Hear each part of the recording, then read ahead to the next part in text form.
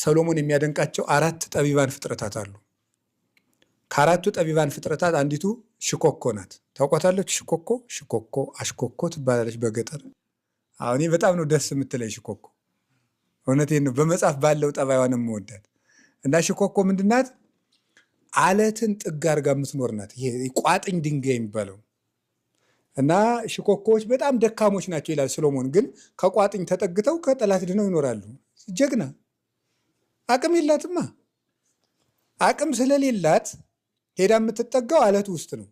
እንደ በሬ ጎምለል ምናምን ቀንድ የላትማ። እንዳንበሳ አትልም። ሄዳ እሷ ምንድነው ቂፕ ትላለች። ቁጭ ትልና ሄዳ አለቷ ውስጥ ትገባለች። የሚነካት የለም። ሽኮኮ የተባሉ ምዕመናን ናቸው። አለቱ ማን ይመስላችኋል? ኢየሱስ ክርስቶስ። ከክርስቶስ ስር የተጠጉ ከክርስቶስ አለትነት የተጠጉ ምዕመናን አዳኝ አውሬ ሊበላቸው አይችልም። እና ሽኮኮዎች የተባሉት ኦርቶዶክሳዊ ምዕመናን ናቸው።